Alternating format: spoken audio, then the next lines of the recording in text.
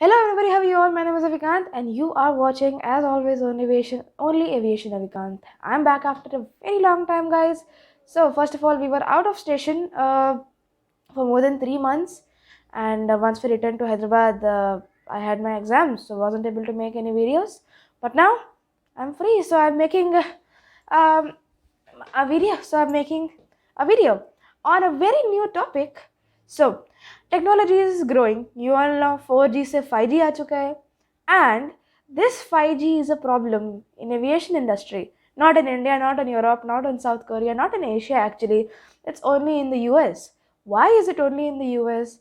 And we'll be discussing what is that 5G problem. So without any further ado, let's get started with today's video. This 5G thing is related to autolands and many other things which I'll tell you in this video.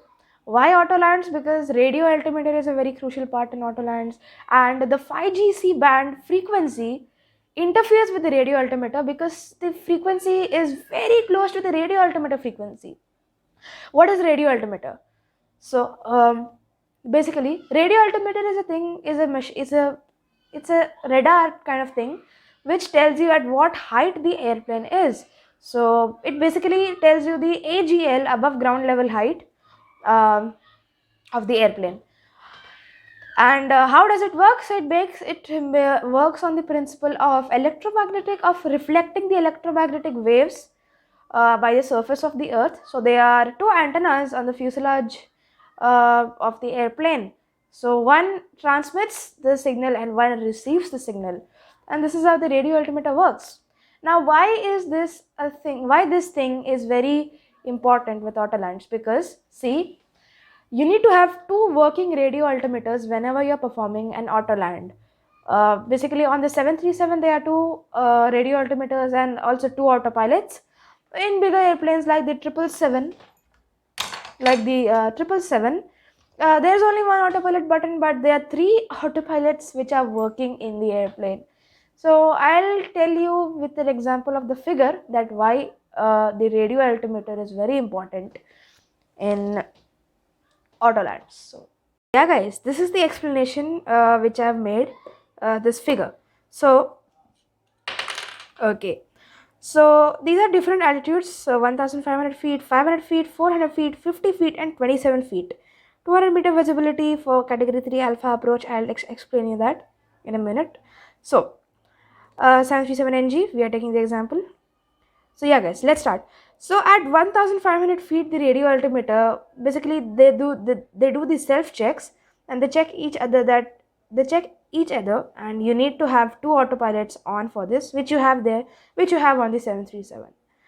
At 500 feet, the flare starts. Basically the airplane now gets ready for the flare. So we should check on the flight mode annunciator that that basically the flare का जो icon है, it is on the flight mode annunciator. Now at 400 feet, the airplane trims nose up but continues to maintain the glide profile. It gets ready for the flare. At 50 feet, the flare initiates. The airplane releases the force on the glide, and with the help of the stabilizer, this happens.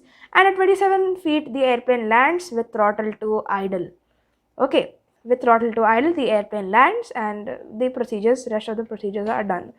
Now the interference with this 5G thing is, it is interfering with the altimeter, and this is causing, see, imagine flying at 50 feet, the altimeter will tell you to retard at 400 feet, then to flare at 500 feet, flare at 500 feet, where it should flare at 50 feet. And this is what is happening, this is what is actually happening. So it will tell you to flare at 500 feet and retard at 400 feet. At 50 feet ऐसे हो जाएगा throttle idle. So this is the thing which is happening with the 5G and with the 5G. So there are different procedures now which are out, which I'll show you in a minute. So let's continue with the video. Guys, this was a small explanation on what 5G is doing to the radio altimeter and what is the interference with this. Keep the pen. Just a minute. Yeah. So Now, in some US airports, there are specific NOTAMs which prohibit some approach, basically some procedures. So, there's a bulletin which is out by Boeing which contains many procedures which have to be followed, and some procedures are prohibited. So, it's actually hard to remember all those names. So, I'm going to be seeing and telling you what are all those procedures, because it's a little hard to remember all the procedures. So, I'll tell you. Okay, so Boeing has so the FAA has identified some types of operations which are prohibited, as I said, and those operations are the ILS instrument landing systems of Cat 1, even Category 1. Imagine Category 1, Category 2. So basically, all this Category 1, Category 2, and Category 3, they are related to autolands. And if you haven't seen my autoland video, how pilots perform autolands, it will be somewhere up here and here, ऊपर कहीं रहेगा, आप देख लेना. And yeah, autoruns are prohibited. Then required navigation performance prohibit कर दिया है. Use of enhanced flight vision system is prohibited. Automatic landing operations, as I said, they are prohibited. And okay, so 5G interference. So what all procedures, what 5G is doing to the radio altimeter, ये बता दिया. And so the 5G interference and potential effects on airplane system. So the effects which not only this altimeter thing of telling the airplane where it is going, it's not only telling the height, it's not only this. There are also many other parameters on the Boeing 737, like the takeoff go around button not working, the toga button is not working. So I'll tell you. So no auto land, no autopilot disengagement may occur during ILS and GLS approach. So the autopilot might disengage on its own, and sometimes during takeoffs autopilot may not even engage. Flare mode and runway alignment may not be available. Flight director on the PFD and the HUD, the heads up display, basically heads up display may retract view, and then flight director guidance on the PFD and HUD may not work. So HUD mostly wide bodies में होते हैं. Some airlines have what do you call it, customized their cockpit. So okay, what all systems are now prohibited? Auto throttle system may not be available. Auto throttle may remain in MCP speed mode and may advance to maintain speed during flare instead of reducing the thrust to retard at 27 feet the RA. So basically this happened with Turkish airline, a catastrophic accident in 2009. That wasn't related to 5G, but the radio altimeter had a problem. The airplane thought that it's at 27 feet and throttle idle कर दिया. So visibility was bad in Amsterdam Schiphol. So throttle idle कर दिया, and then उसके बाद the airplane lost its speed and then it crashed. There were survivors. They were surely survivors, but yeah, this happened. So that's why this thing is very dangerous, and or it may even reduce the retard thrust prematurely. So same.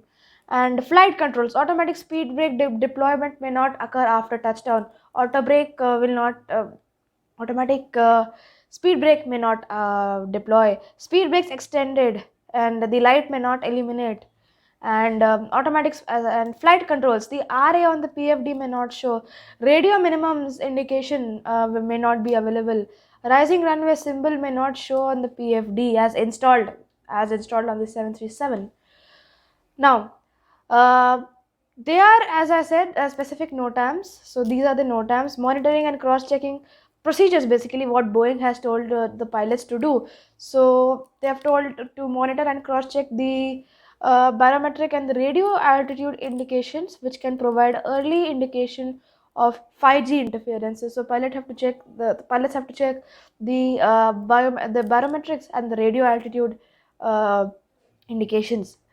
Now there are some procedures which they have to follow, which they have to be mentally prepared that these procedures may not be available during the climb, the descent, the cruise, even the cruise. So climb out may, the toga button, as I said, may not be available. This is a thing on the 737 where you actually press a button and the throttle automatically moves to the toga position, which is the full thrust position. And the monitor pitch mode engagement may not be available. Monitor roll mode engagement may not be available. And in cases the autopilot may not engage. So it is crazy. The autopilot also will not engage. During the descent, during the descent part. Monitor radio altimeters may not work. Plan on doing time of arrival and the landing distance assessment using normal landing performance adjustment for manual speed brake deployment. So all these things are prohibited, basically not prohibited, but ये जो भी चीज़ें हैं, the pilots have to make sure that these things will not work, and basically उसी तरीके से होता है. Now the last part of this video is why 5G is only a problem in the US and not a problem in other countries. Like 5G तो बहुत पहले launch हो गया था. Even in India 5G launch हुआ है. In Europe, in South Korea. Why it's not a problem in Europe? Why it's not a problem in South Korea? I'll tell you the reason. The 5G power level used in European countries, let's say France, it's an European country.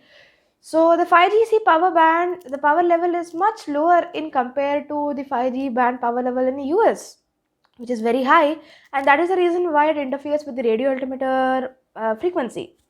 Now, to resolve this problem, the FAA, Federal Aviation Administration, the watchdog of aviation in the US, is in collaboration with some companies. So basically what they are trying to do is to change the coverage area of the 5G bands, which will help in resolving the problem. Hope it resolves soon. And so this is the problem, what 5G has done to aviation. Now, in some airports, this problem is resolved, like San Francisco airport mein theek ho chuka hai this problem, but and also some some airports this is still a problem, like Sacramento International Airport, and there's also one more airport, I forgot the name, sorry. And yeah guys, I think it's time to wrap up the video. Hope you liked it, hope you liked the video, and yeah guys, thank you for watching it. See you in my next one. Stay safe, stay home, bye bye, tata, see you, namaskar. See you in my next one. Bye bye.